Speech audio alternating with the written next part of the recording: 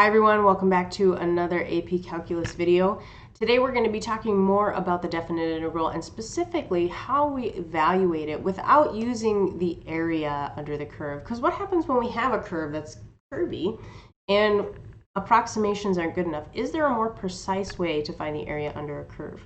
So let's revisit our train example, our very basic example here of how to find the area under a curve and what first helped us to understand this concept of area under the curve showing the amount of change. So we started with a velocity curve and a train that was going at a constant 60 miles per hour. And we said that if we wanted to find the distance that the train traveled in the first 4 hours, that we would take the height of the rectangle, because we created a rectangular shape, the height being the y value of the function, 60, and then the side being the amount of time traveled, which was 4. That's the length of the side. 4 times 60 was 240. Now, let's think about this using derivatives and integrals and what we've learned so far. So we found, so now if we're going to take this scenario and put it into terms of an integral, it would look a little bit like this. We would be finding the area under the curve. So we were integrating from 0 to 4 our velocity curve, right? So this gave us our displacement. Well, we learned in chapter 3, or maybe it was chapter 4, in a previous chapter, we talked about displacement being s of 4 minus s of 0. So it would be our position at hour 4 minus our position at hour 0. So if we integrate our velocity, we get our displacement, okay? So when we integrate the rate, we get the amount of change, which is our displacement. And let's kind of recall what's happening here with our integral and with what it's trying to get me to see. And we're going to come back to this in one sec, but I really think it's important to drive home this idea that when we integrate a rate, we get the amount of change. So if our rate were to be people entering and exiting a store, or entering a store, let's keep it simple, then when we integrate r of t, we would get the units of, so the integral of r of t dt would tell us the number of people. So if we're integrating a different scenario here, maybe c of t is the rate at which temperature is changing. If we integrate c of t dt, we get the amount of temperature change.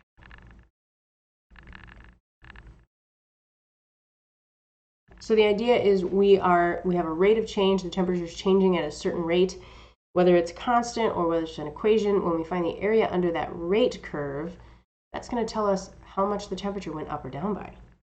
If g of t is the rate of flow of water in gallons per second, when we integrate g of t, we're going to have the amount of gallons during that time. So if you started with 10 gallons in the tank and over a period of time you integrate that rate and you see that, oh, when I integrate I get 5 gallons. If we started with 10 and we add 5 to it, we can figure out how many gallons there are now at this moment. So remember, it's not the total amount of gallons in a tank, it's over this period of time, how much has the gallons increased or decreased by? How much has the temperature increased or decreased by? How much has the people in the store increased or decreased by? That's what we get when we integrate. So if we go back and look at our velocity, when we're integrating velocity, we're getting our displacement. We're getting how much has my position changed. So if the train was here and 4 hours later it's here, how much has it changed? That's what an integral, that's what the area under a rate curve will tell me. So let's also remember that there's some relationships here between velocity and position. Specifically, position and velocity have this derivative relationship. So the derivative of position is velocity. The derivative of position is velocity. So this means that s of t is an antiderivative for velocity. And we've seen this before too. We've been given a velocity curve. So suppose our velocity curve was something like, I don't know, negative 16t squared plus 3t. And we said, well, to find the position, we find the antiderivative. So the position was something like we added, so we had negative 16t to the third place, and then it was over 2, right? Or over 3. So the idea was we'd add and then divide. And then we'd have plus 3t squared over 2. So we would have this scenario happening where we can find the antiderivative. But then we also said, but remember, antiderivatives have this constant of integration. Sorry, I didn't mean to hide my work there. So this s of t function is going to have this constant. And in order to find the constant, we needed an initial condition. But the point that I want you to remember here is that to find velocity, all we needed to do was take the derivative of position. Well, now here in chapter 5, we're going to go backwards. We're going to find the position given the velocity. And for what we're doing today, we actually don't need to worry too much about c, and I'll show you why. If I go back up here to my equation, if s is an antiderivative, then I'm going to have some function plus c minus some function plus c, where I'm plugging in 4 and 0. And you guys, when I subtract those, the c's will always go away. So I would argue that we would never need to worry about c in a scenario like this when we're using the antiderivative to evaluate a definite integral. So antiderivative at 4 minus antiderivative at 0 gave me my displacement.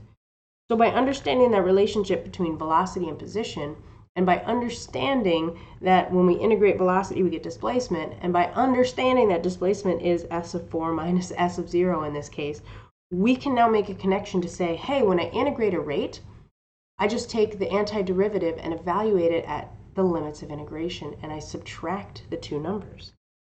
So that leads us to this. And this would be definitely what I would want to write down, keeping in mind that I don't need to worry about plus c. F is an antiderivative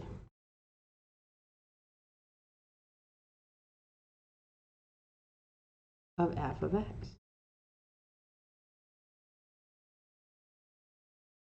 So we're using this capital F notation to talk about antiderivatives. And we have to go backwards somehow, right? So if we have f of x,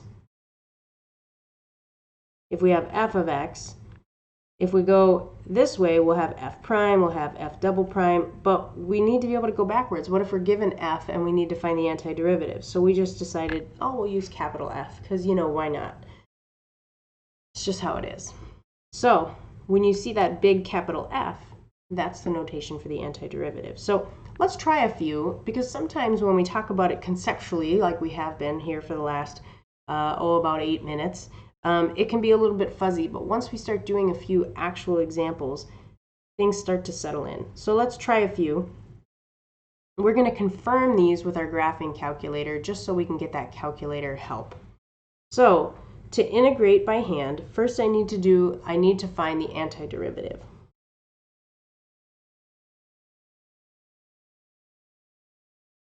So the antiderivative here is going to be 4x minus x cubed over 3. Now here's the notation that I'm going to write to show that I'm using an antiderivative. The moment that I have an antiderivative, I drop the integral. So no more s, no more s. Drop the s.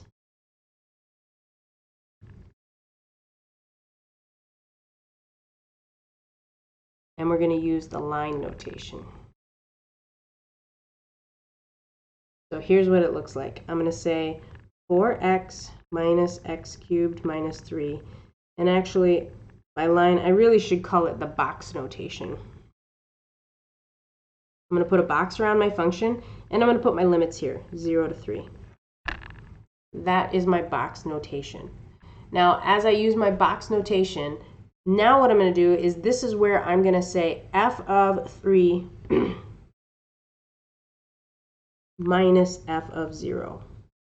So I'm going to plug 3 in, I'm going to get a number. And then I'm going to plug 0 in, and I'm going to get a number. So in parentheses, here's my f of 3, capital F of 3. So I'm going to say 4 times 3 minus 3 cubed over 3 and then minus in parentheses, I'm going to plug in 0. The nice thing is when you plug in 0, you tend to get 0. It's kind of nice. So minus 0, and then this turns into 12 minus 9. That's going to be 3. So this evaluates out to be 3. The end result of this is 3. And if we go to our graphing calculator and we utilize that to evaluate, so let's remember what we're using, and I have it in the old school method. So for those of you who need a little bit of help evaluating using an older operating system, here's what it's going to look like for you. I'm going to hit math. I'm going to go to option number 9 and just hit the 9 key. And then I'm going to type in the equation. And I like to wrap up my equation with some parentheses. So 4 minus x squared. Let's see, got to find my button. Nope, that's not it. 4 minus x squared. There we go. Nope, still not. Let's just start over. Here we go. Math 9. And then 4 minus, notice I'm not using my antiderivative.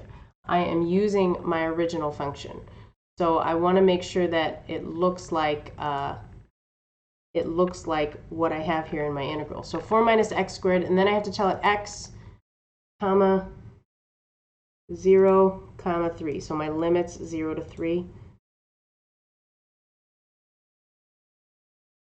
Did I actually use a comma there? Yep, I did. It just looks like a period on my screen. And then I'm going to hit enter, and oh, there it is, 3.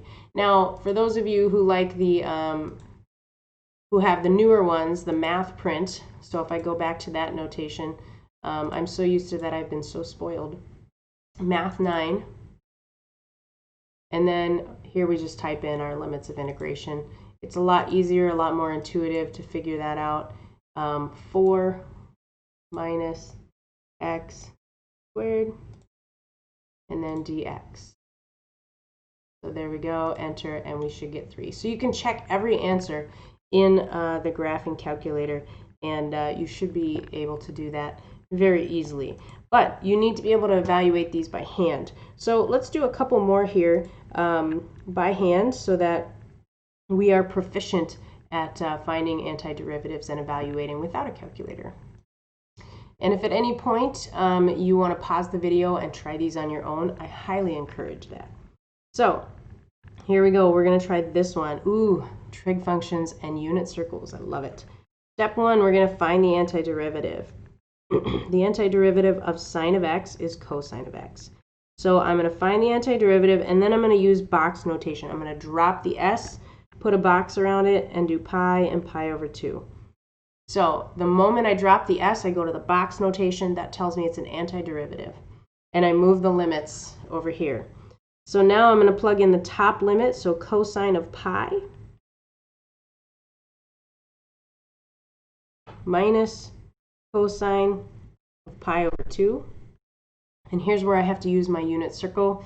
So the cosine of pi, let's recall a little bit about our unit circle, right? Cosine is always left to right. So here's pi over 2. Here your cosine is -1. Here your cosine is 0. So -1 minus 0 gives me -1. So there's my integral. And I can check it in my calculator, but I know that I'm going to be right. I would encourage you guys to be typing it into your calculator as you go, seeing what kind of answer you should be getting as you go, and checking yourself along the way. Let's do one more together. Ooh, this one is weird and tricky because the dx is on the top. What the heck? That's okay. This is just another way to write this. So I'm going to write 1 over x dx. Let's see if this, convince yourself that it's okay, right? Because when x is on the bottom, there has to be a number up here. It's 1. So when we write it like this, hopefully it's a little easier to see. And we need to remember, okay, well, let me walk through this like I'd walk through it like a brand new calculus student. I might be thinking to myself, this is x to the -1. And when I find an antiderivative, I know I'm supposed to add 1, but when I add 1, I get x to the 0, and that doesn't make sense to me. The antiderivative can't just be 1. It's got to have some x in it. If the derivative has x, the antiderivative is going to have x. So I have to be a little bit more careful about how I do this. So this is an indicator to me that there's something else going on. And I need to remember that the antiderivative of 1 over x is the natural log of x. So when I find when I evaluate this integral using the antiderivative, this is my antiderivative. This is what my box method looks like. So now I'm going to do the natural log of e squared minus the natural log of 1. So I'm going to plug my limits in, starting with the top one, and then the bottom one. I'm going to subtract natural log of e squared. Remember, ln and e kind of cancel each other out, leaving me with the exponent. So this is 2. The natural log of 1 is 0. 2 minus 0 is 2. And if I try this in my calculator and evaluate, this is what I should get. And remember, though, sometimes you get these little remnants of 0.00000. Just don't worry about those. That's due to calculator round-off error. So hopefully this has been kind of a good little introduction if we kind of look back at everything we talked about. The big takeaway here is this end part where we're using the antiderivatives and we're evaluating the antiderivative. So we find the antiderivative, we're going to drop that s with the a and the b and replace it. Once we have the antiderivative, we should be using the box notation with a 0 to 3. And then we're going to be plugging in 3, we're going to be plugging in 0. Here in the second example, our limits were pi and pi over 2, so we plugged in pi over 2, and we subtract. We're always subtracting those two numbers. But that's kind of the idea that we have going on here, and that's kind of the big takeaway. In the beginning was kind of the setup and the concepts behind what we're doing here and why we're able to do this. But this is the skill that you need to be proficient at moving forward, is finding that antiderivative, plugging in your limits of integration, and subtracting. So the hardest part is finding the antiderivative, but with practice, you will become proficient. So keep at it. Don't ever give up. You've got this.